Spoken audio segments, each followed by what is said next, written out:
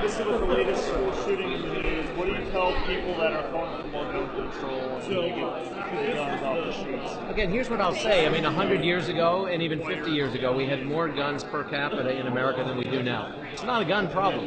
Guns in these instances have been involved, clearly. Guns have often been involved when people have lost their lives. But the reality is it's not a gun problem. It's not having too many guns. There used to be more guns per person in America than there are now, but children did not go to school and kill other children.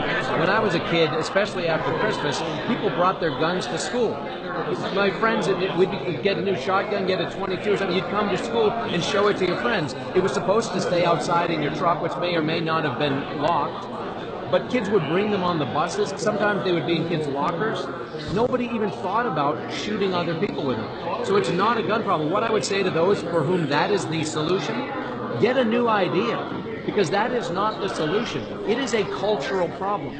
We have a culture that is desensitized to death, that is desensitized to the value of life, and we celebrate death through our musical lyrics. We celebrate death through video games that literally reward you with extra points for going back and finishing people off. I mean, it is horrific and it is graphic, increasingly realistic. The television shows that now are even on primetime. Movies, again, these are things that have long existed, but the degree of specificity, the graphic nature of them, the encouraging of people to participate in the form of video games, and then the belief that none of this is connected to what we're seeing, give me a break.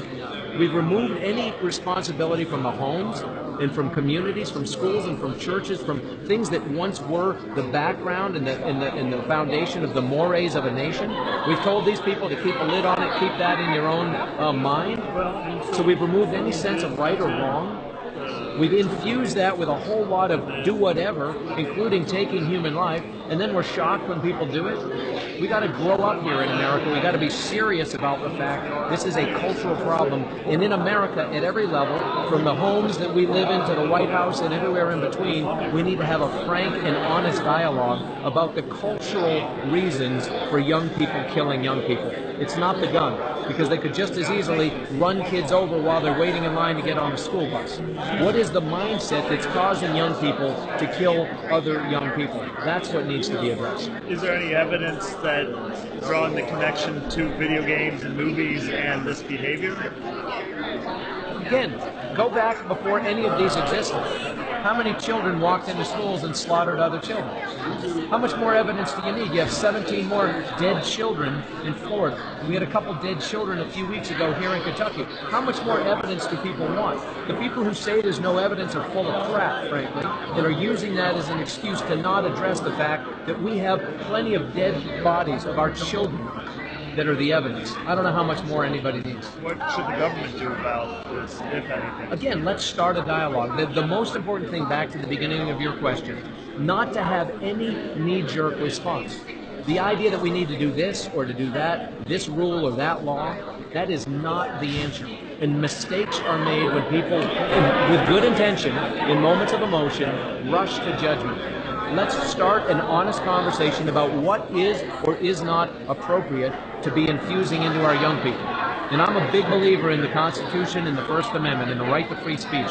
But there are certain things that are so graphic as it relates to violence, and things that are so pornographic as well on a whole nother front, that we allow to pass under the guise of free speech, which arguably are. But there is zero redemptive value. There is zero upside to any of this being in the public domain, let alone in the minds and hands and homes of our young people.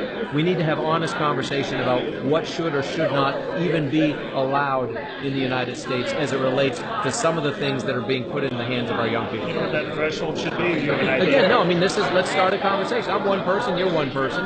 There's no one person, not one person who has it all figured out, nor is there a perfect solution, because evil exists. And don't kid yourself, what you saw was evil. But I'll tell you another thing, too, as long as we're talking about this. We talked today about a company that's looking at the pharmacodynamic effect of certain drugs. in the pharmacogenomic effect of certain drugs. Every human being has a different physiology. And you look at the number of children that have been involved in these shootings who are on some kind of psychiatric drug. Listen, go watch a football game, watch a basketball game. I don't care what they're advertising. It could be for constipation, it could be for PTSD, it could be for anything in between. You listen to the little disclaimer at the end.